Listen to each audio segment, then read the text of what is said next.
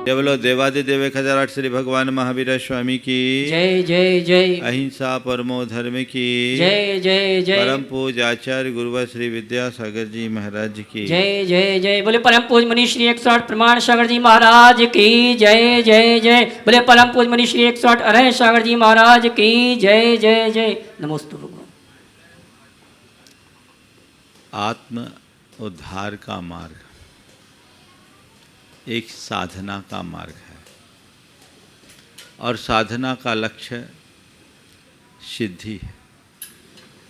साधना से सिद्धि तक के क्रम में हमें कुछ खास दौर से गुजरना होता है और उस दौर से गुजरने के लिए हमें कुछ विशेष उपक्रम की आवश्यकता है। आज 4 बातें आप सबसे मैं करना चाहूँगा। अवलोकन, विश्लेषण, संशोधन और उपलब्धि, ये हमारे साधना के क्रम के 4 प्रमुख आधार हैं। सबसे पहली बात अवलोकन की है। आप अपने आप को किस रूप में देखते हैं? जब कभी बात आती तो हर व्यक्ति की दृष्टि बाहर होती है।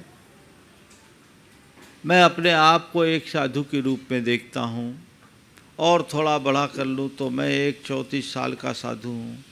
अपने आप को और जोड़ दे तो मेरे बड़े भक्त समूह हैं, और जोड़ दूँ तो मेरी बड़ी प्रभावना है, और जोड़ दूँ तो मेरी अपनी एक सोच है। ये सब चीज़ें मैंने अपने साथ जोड़ लिया और मैंने अपनी एक काल्पनिक छवि बना रखी। मैं जब कभी भी अगर अपने आप को इस छवि के रूप में देखूंगा तो ये छवि कभी भी बिखर जाने वाली है। जब इस छवि की पुष्टि होती है तो मेरे मन में अहंकार प्रकट होता है, और जब इस छवि को आघात पहुंचता है तो मन में क्रोध उत्पन्न होता है। इस छवि को पुष्ट करने की आसक्ति मेरे मन में होती है और यही मेरे मन की आकांक्षाओं को निरंतर बढ़ाती है और मुझे दुखी बनाती है। एक मैंने अपने आप को देख रखा, जो मैंने अपनी बाहरी छवि बना रखी।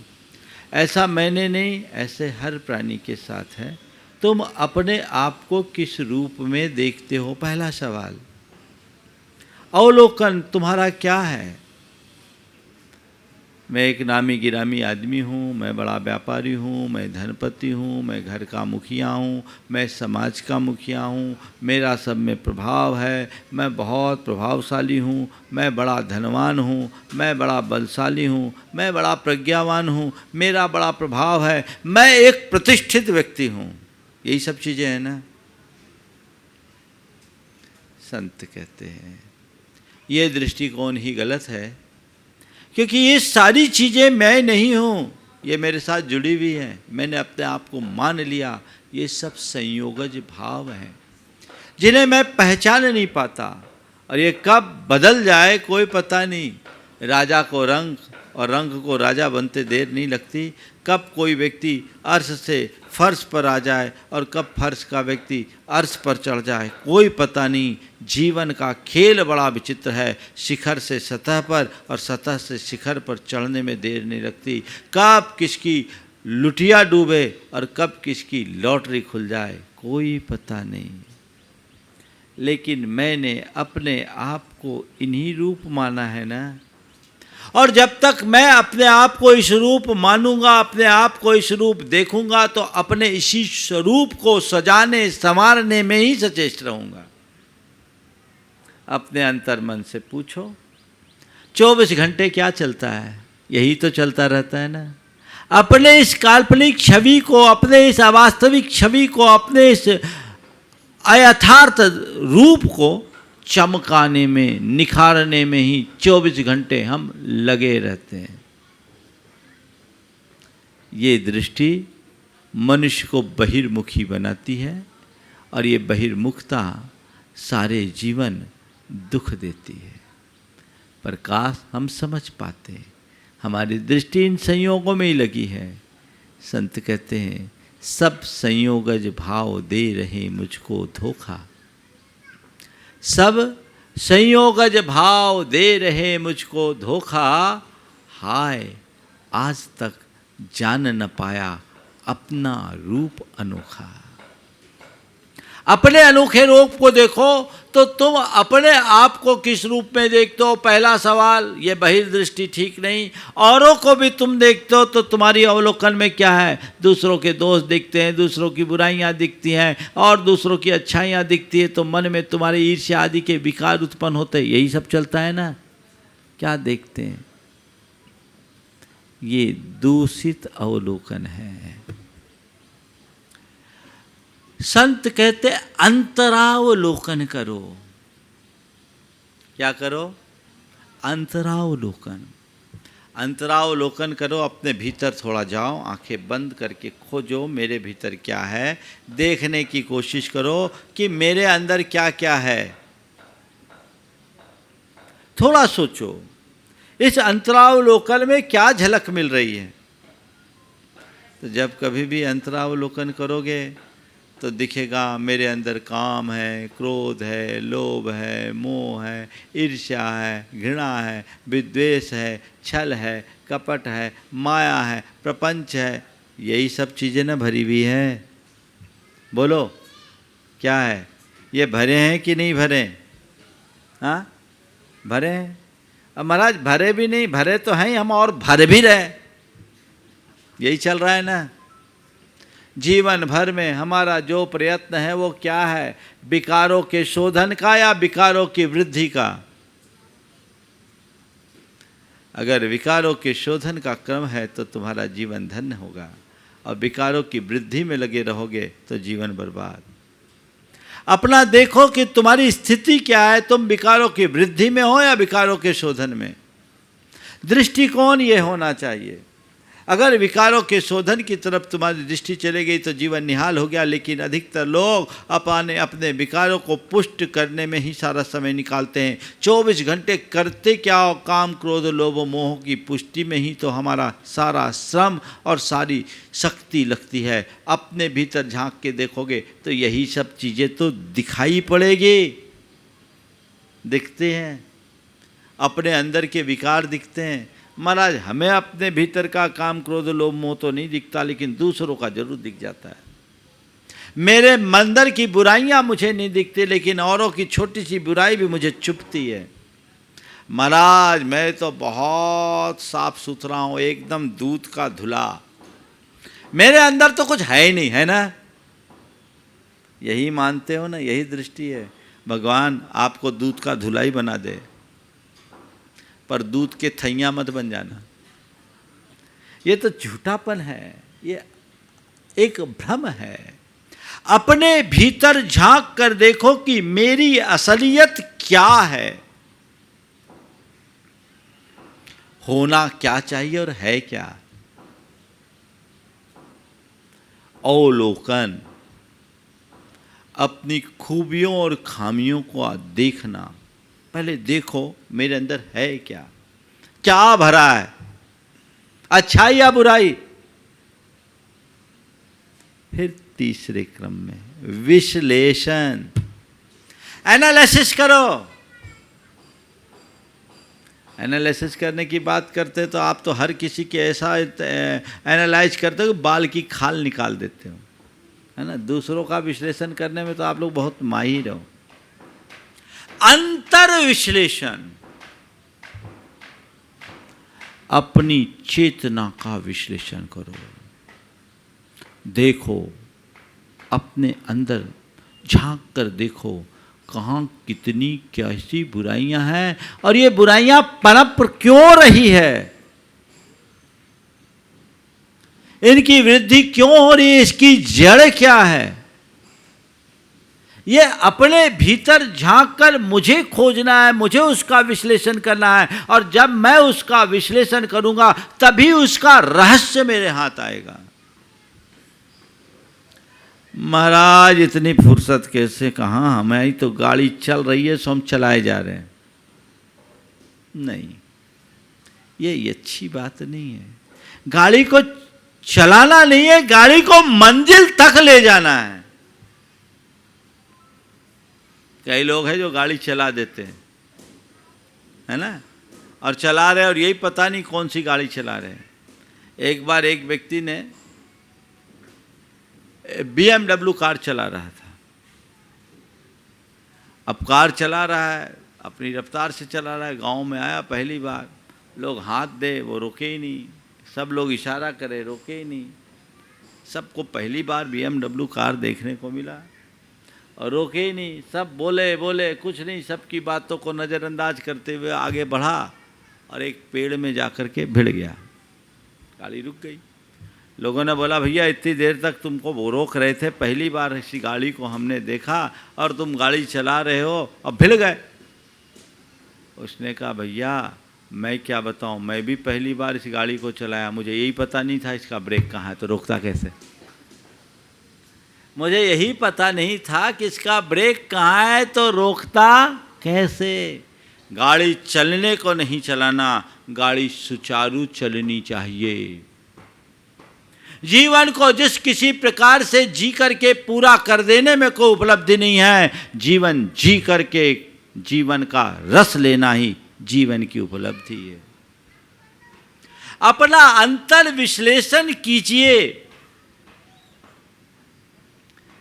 मेरे अंदर की स्थिति क्या है। देखो एक एक करके विश्लेषण। क्रोध आता है, ऐसा तो कोई नहीं होगा जिसको क्रोध नहीं आता। तो चलो वो क्रोध आता है तो उस क्रोध का विश्लेषण करके देखो, ये मेरा क्रोध क्यों आता है। कारण करने पर आता है, बिना कारण पर आता है। तीव्र आता है या मंद होता है। एक बार आने के बाद लंबे समय तक बना रहता है कि जल्दी शांत हो जाता है। एक बार शांत होने के बाद बार बार आता है कि वहीं ख़त्म हो जाता है। कभी अपने क्रोध को इस तरीके से एनालाइज करने की कोशिश की? नहीं ना। अगर आप एक विकार को इस तरीके से देखेंगे, क्रोध आता है कारण पड़ने पर आता है कि बिना कारण के। कारण पड़ने पर आता है तो कारण पूरा हो जाने पर दूर हो जाता है कि बना रहता है। चाय में शक्कर कम है, आपको गुस्सा आ रहा है, पत्नी ने शक्कर डाल दिया तो गुस्सा शांत होता है कि नहीं, कि बना रहता है। देखना केवल ये, अगर शक्कर कम होने से गुस्सा आया तो शक्कर मिल जाने के बाद गुस्सा ठंडा होना चाहिए ना। जड़ को खोजो, ये मेरे क्रोध की जड़ कहां है। ये कब होगा? जब आप अंतर विश्लेषण करोगे। और अंतर विश्लेषण का मनोभाव कब जगेगा? जब आप अपने विकारों के प्रति जागरूक होंगे। कहाँ है जागरूकता? कितने लोग हैं जो अपने आप को भीतर से बदल डालने के लिए पूरी तरह संकल्पित हैं? बहुत कम लोग। सच्चे अर्थों में वही साधक है जो स्वयं को भीतर से बदलने के लिए तत्पर है, वो साधक है। और साधना है क्या? जीवन का रूपांतरण। केवल व्रत उपवास करने का नाम साधना नहीं है। केवल त्याग तपस्या करने का नाम साधना नहीं है। केवल दान पुण्य करने का नाम साधना नहीं है। सच्चे अर्थों में साधना अपने जीवन को बदल डालना है। अपने आप को बदलने के लिए आप कितना तैयार? हम मुनि लोग रोज अपने भीतर झांकते हैं। आप लोग हम लोगों को क्या मानते हैं? परम पूज। पूज्य नहीं, क्या मानते हैं? परम पूज, परमेष्ठ, यही मानते हो ना? हाँ, मानते हो। और हम मुनि लोग रोज मालूम क्या करते हैं? अपने भीतर झांकते हैं और भगवान के सामने जाकर के कहते हैं, भगवान मैं क्या हूँ? पता है हमारा परिचय जानते हो क्या है? बता दूँ? बताऊँ? पापिष्ठेन दुरात्मना जड़ दिया, माया विना लोभिना, रागत देश मलीमशेन मनसा दुष्कर्मयन्निर्मितं त्रैलोक्याधिपते जिनेन्द्र भवत श्रीपादमूले धुना निंदापूर्वमहं जहामि सततं बरवर्तिषु सत्पथे।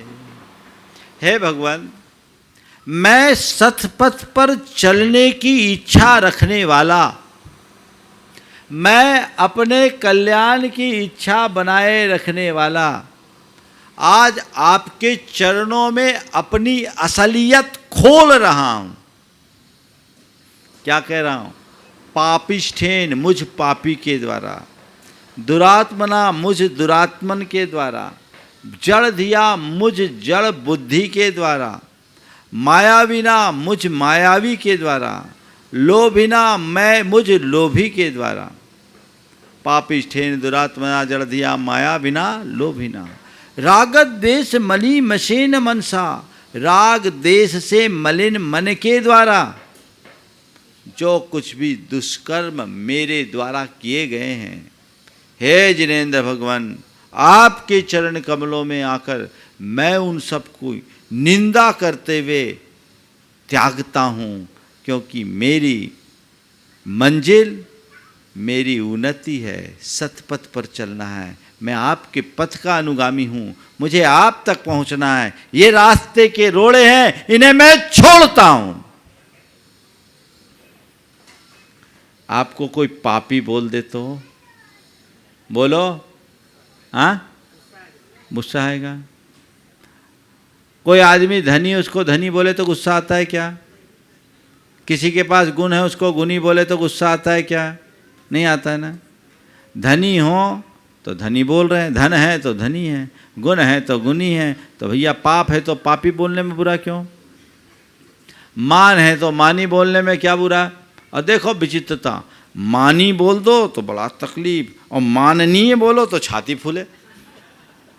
कैसा विचित्र है, कैसा विचित्र हाल है। किसी को मानी बोल दो तो देख लो, और माननीय, भो माननीयो, कितना अच्छा लगता है। क्या हाल है। हम अपनी असलियत को जब तक नहीं समझेंगे तब तक जीवन में परिवर्तन असंभव है। अपनी असलियत को पहचानो, उनके कारणों की समीक्षा करो, अंतर विश्लेषण करके देखो, और जो जो कमियां हैं उन्हें दूर करने के लिए संकल्पित हो। अंतर विश्लेषण।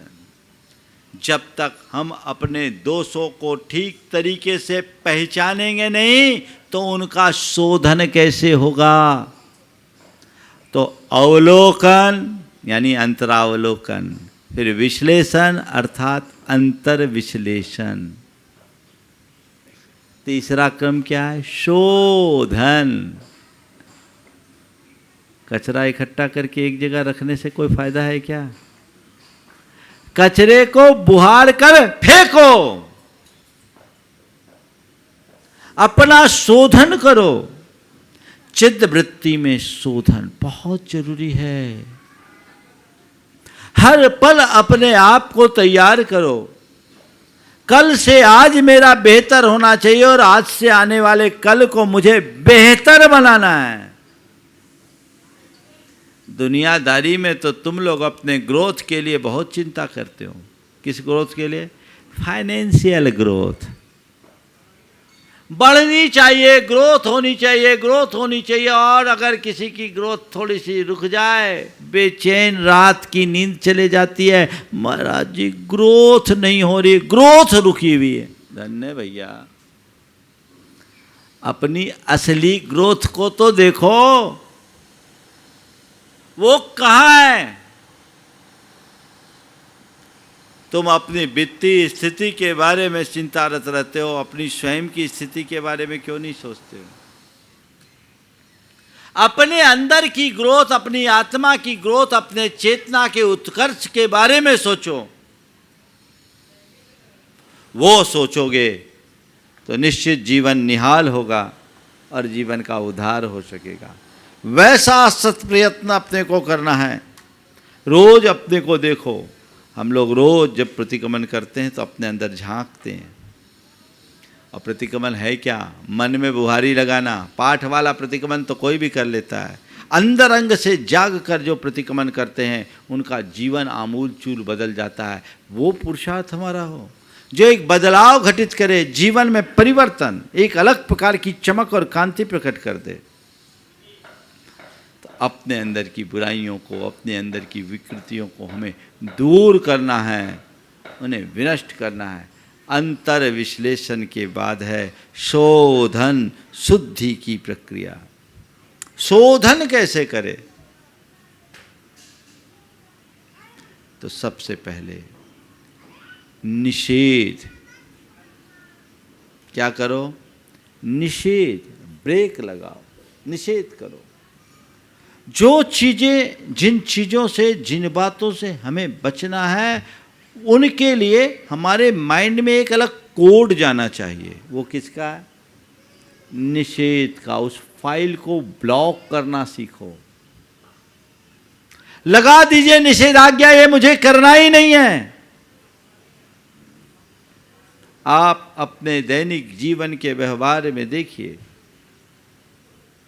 बहुत सारे प्रसंग ऐसे होते हैं जहां आपके सामने कई प्रकार के अकार्य करने की परिस्थितियां बनती है, लेकिन आपका मन भी उधर नहीं जाता। मैं एक उदाहरण के लिए दे रहा हूं। कभी आपके मन में कोई मांसाहार करने की इच्छा होती है क्या? क्यों? चाहे कैसी स्थिति हो, हमने अपने माइंड सेट को ही ऐसा बना लिया है, हमारे दिमाग में एक कोड डला हुआ है, मुझे वो खाना ही नहीं। नाम सुनते ही ग्लानि आती है, खाने की बात तो दूर। लेकिन जिनको इससे कोई ग्लानि नहीं है, जिनको इससे कोई परहेज नहीं, उनके लिए तो आम चीज़ें हैं ना। तो मतलब क्या निकला? जिन बातों के लिए हमने निषेधाज्ञा लगा दी, उन बातों में हमारा मन बहुत कम जाता है, नहीं जाएगा। तो जिनसे बचना है, अंतर मन से निषेध,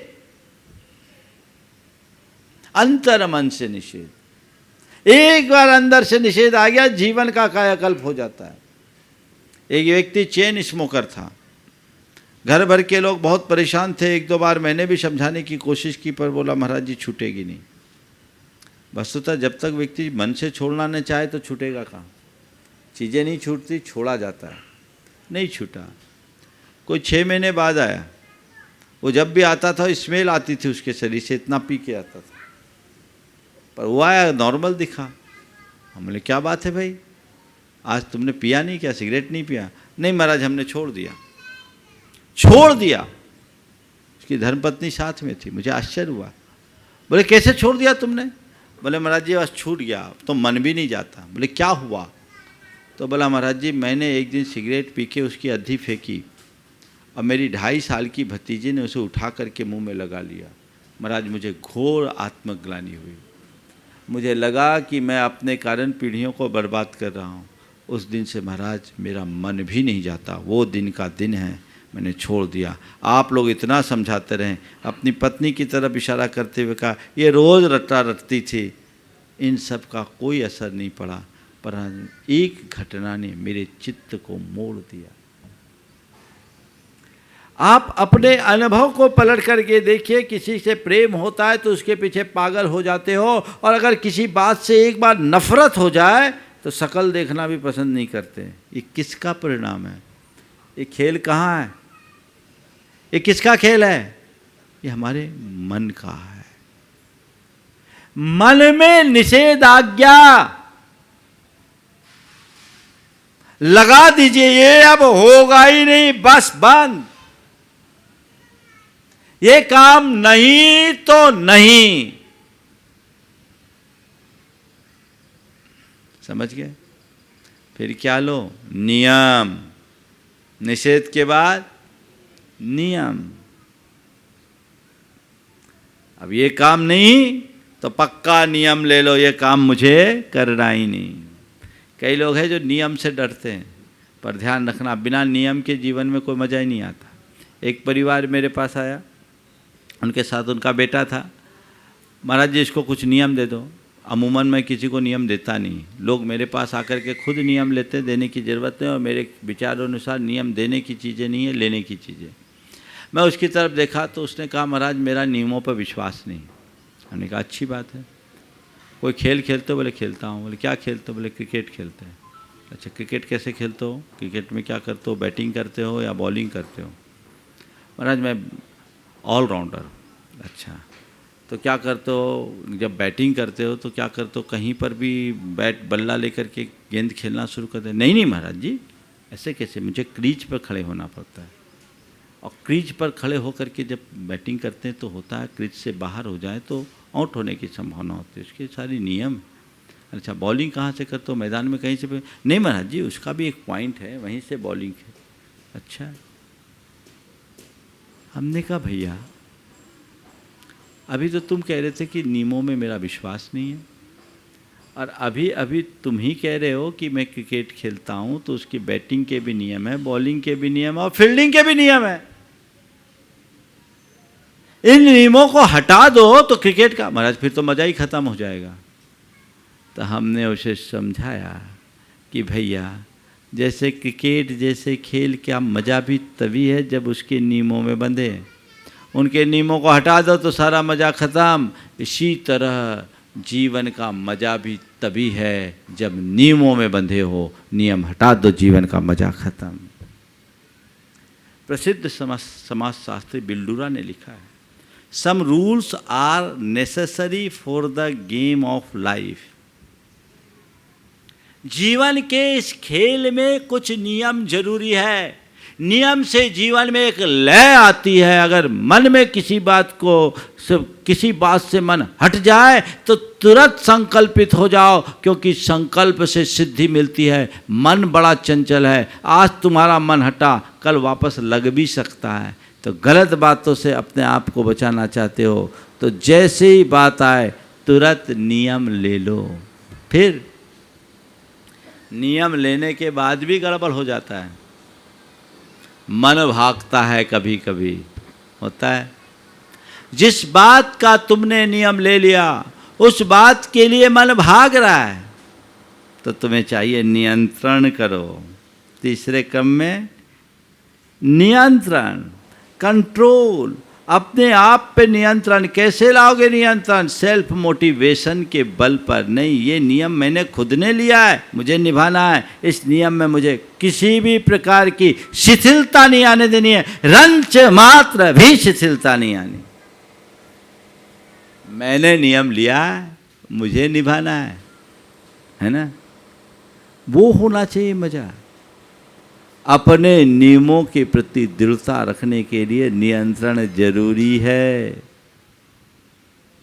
तब जाकर के शोधन होगा। अपनी एक बुराई को दूर करना चाहते हो तो पहले उसकी निषेधाज्ञा करो, फिर नियम लगाओ, फिर नियंत्रण करो। अब जब नियंत्रण करोगे तो अपने आप उसकी शुद्धि हो जाएगी। मुझे क्रोध नहीं करना, क्रोध के प्रति निषेधाज्ञा और नियम। अब ऐसी परिस्थितियों में मुझे क्रोध नहीं करना। अगर हो गया तो नियंत्रण करके अपनी अपनी निंदा करो, अपनी आलोचना करो, और फिर धीरे धीरे आप पाओगे कि वो क्रोध से ही निजात पा गए, आपकी शुद्धि हो गई। तो शोधन की प्रक्रिया बहुत जरूरी है, एक साधना है। इसी साधना के बल पर हम अपने जीवन को आगे बढ़ा सकते हैं।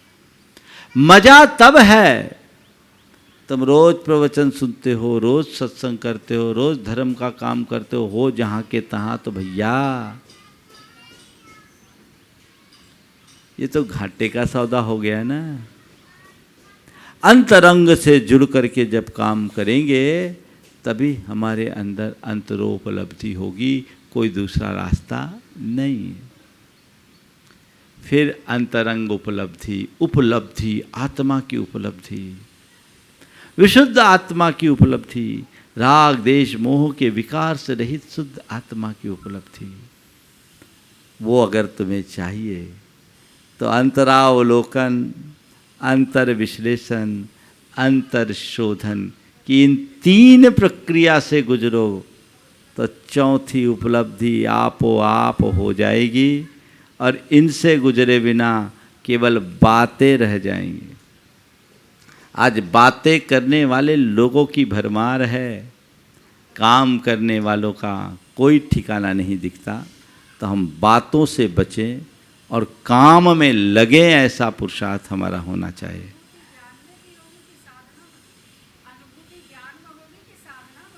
आप बोल रही हैं अनुभूति ज्ञान में होगी कि साधना में होगी?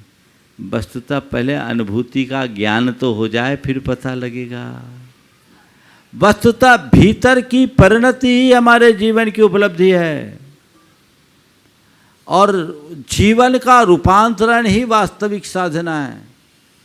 विमल जी भजन गाते हैं अक्सर, वाणा नहीं है जीवन को बदलना है साधना, धुएं सा जीवन मौत है जलना है साधना। तो ये अपने आप को बदलने का नाम साधना है।